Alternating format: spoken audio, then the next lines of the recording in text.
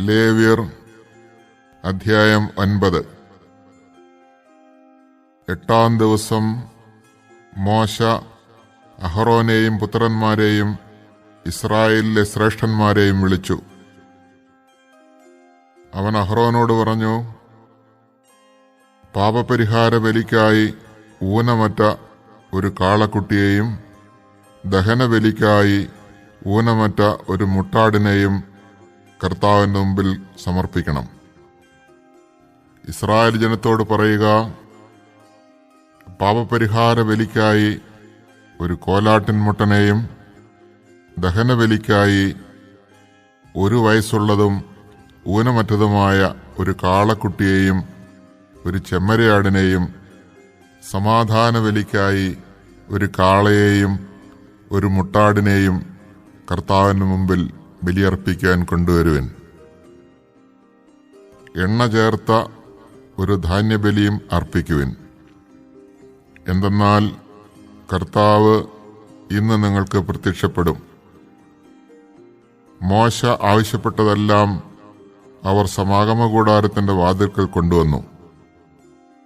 സമൂഹം മുഴുവൻ അടുത്തുവന്ന് കർത്താവിന്റെ സന്നിധിയിൽ നിലകൊണ്ടു. അപ്പോൾ മോശ പറഞ്ഞു, നിങ്ങൾ ചെയ്യണമെന്ന് കർത്താവ് കൽപ്പിച്ച കാര്യം ഇതാണ്. കർത്താവിന്റെ മഹത്വം നിങ്ങൾക്ക് പ്രത്യക്ഷപ്പെടും. മോശ അഹറോനോട് പറഞ്ഞു, ബലിപീഠത്തിലേക്ക് വന്ന് നിന്റെ പാപപരിഹാര ബലിയും ദഹനബലിയും അർപ്പിക്കുക. അങ്ങനെ നിനക്കും ജനങ്ങൾക്കുമായി പാപപരിഹാരം ചെയ്യുക. ജനങ്ങളുടെ കാഴ്ചകൾ സമർപ്പിച്ച് അവർക്കു വേണ്ടി പാപപരിഹാരം ചെയ്യുക. ഇങ്ങനെയാണ് കർത്താവ് കൽപ്പിച്ചിരിക്കുന്നത്. അഹറോൻ ബലിപീഠത്തെ സമീപിച്ച് തന്റെ പാപപരിഹാര ബലിക്കുള്ള കാളക്കുട്ടിയെ കൊന്നു. അഹറോന്റെ പുത്രന്മാർ അതിന്റെ രക്തം അവന്റെ മുമ്പിൽ കൊണ്ടുവന്നു.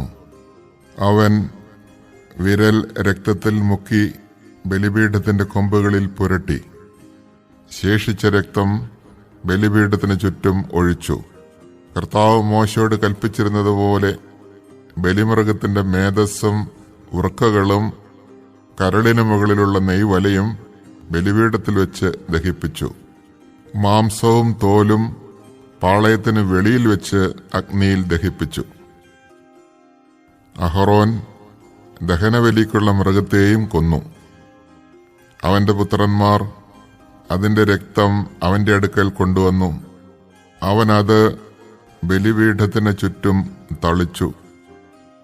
ദഹനബലിമൃഗത്തിന്റെ കഷണങ്ങളും തലയും അവർ അവന്റെ അടുത്ത് കൊണ്ടുവന്നു. അവനത് ബലിപീഠത്തിൽ വെച്ച് ദഹിപ്പിച്ചു.